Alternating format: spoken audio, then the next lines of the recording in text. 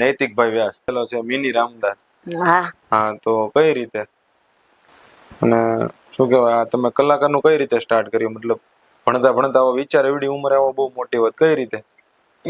પછી સ્ટાર્ટ કર્યું પછી સ્ટેજ કઈ રીતે ભજન ગાવાનું કોને જોઈને શીખા? એવો એક કોઈ પ્રોગ્રામ બન્યો કે ભાઈ ઈ ડાયરાથી તમારું નામ બન્યું વધારે?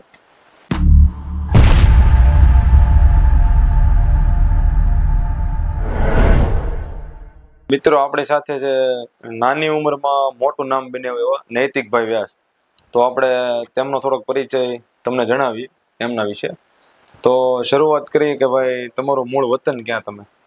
મારું મૂળ વતન મોરબી. મોરબી થોરાળા ગામ. અને તમે અત્યારે શું કહેવાય એજ્યુકેશન ક્યાં સુધી મતલબ ભણો છો કેટલામ? અત્યારે હું 9મું ભણું છું. હા, ભણવાનું ચાલુ છે? હા. ને પ્રોગ્રામ આવે ત્યાં પ્રોગ્રામ? હા. અને તમને ટેગ મળેલો છે મિની રામદાસ. હા. હા, તો કઈ રીતે? જગતે બધે ભજન ગાયા એમાંથી મિની રામદાસ એમ કરી દીધું. તમે સાંભળતા રામદાસ બાપુને? હા, રામદાસજીને હું બહુ જ સાંભળું. રામદાસજીને હું ગુરુ સમાન માનું છું. હું એના જ ભજન ગાઉં છું બધા. શું કહેવાય તમે કલાકારનું કઈ રીતે સ્ટાર્ટ કર્યું? મતલબ ભણતા ભણતા આવો વિચાર એવડી ઉંમરે આવો બહુ મોટી વાત કઈ રીતે? એટલે તો આ કોરોના આવ્યો ને ત્યારે મારા ઘરે પેટી પડેલી, મારા દાદા પેટી વગાડતા ને ત્યારે હું સ્કૂલમાં તબલા વગાડતો અને ત્યારે મેં દાદાને કીધું મારે પેટી શીખવી છે ને પછી મને આવડી ગઈ એમ. પેટી શીખે ભજન ગાવાનો શોખ હતો કે? હા, ભજનનો બહુ જ શોખ. ત્યારે કોને સાંભળતા? ત્યારે રામદાસજીને. સ્ટાર્ટ કર્યું પછી સ્ટેજ કઈ રીતે મતલબ સ્ટેજ કઈ રીતે મળ્યું? પેલા તો અમારે સીતારામ બાપુની જગ્યા છે ત્યાં જતા. પછી સેવાદાસ બાપુની જગ્યાએ ધોળેશ્વર મહાદેવ કેટલા ત્યાં જતા. પછી 85 રામદાસજીના પ્રોગ્રામમાં હું ગયેલા અમે અને રામદાસજીએ ત્યારે જ મને ગૌરવ પેલો સ્ટેજ રામદાસજીનો.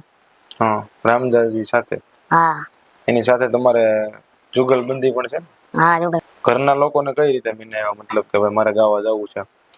કેનો સપોર્ટ હતો? બધાનો સપોર્ટ હતો. સ્ટેજ માટે મદદ કોઈ કરી? મારા કાકા રસિકભાઈ. એ શું કરે? એ કાંઈ નહીં, તબલા વગાડતા. એને સપોર્ટ આપ્યો? હા. સ્ટેજ ઉપર?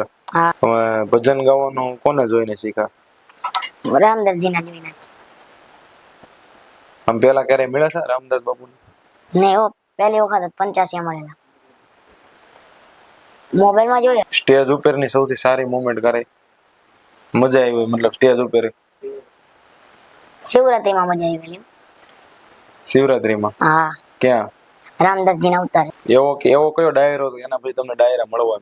એવો એક કોઈ પ્રોગ્રામ બન્યો કે ભાઈ ઈ ડાયરાથી તમારું નામ બન્યું વધારે અને એના પછી તમને પ્રોગ્રામના ફોન આવે કે ભાઈ અમારે પ્રોગ્રામ કરવો છે તમે આવો?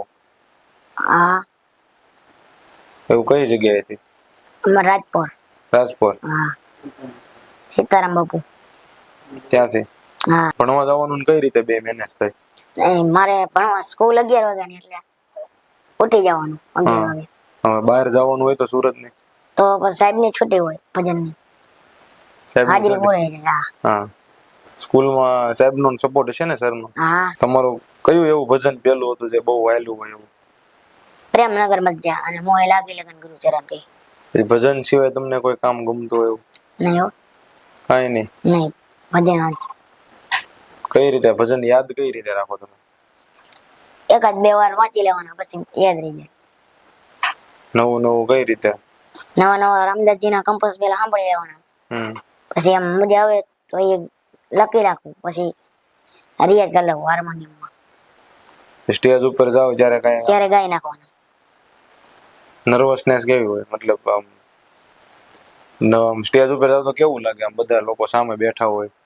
સારું લાગે, બહુ જ મજા આવે. આમ ડર લાગે કે નહીં? ના હો. પેલા જરાય કે ભાઈ પેલા?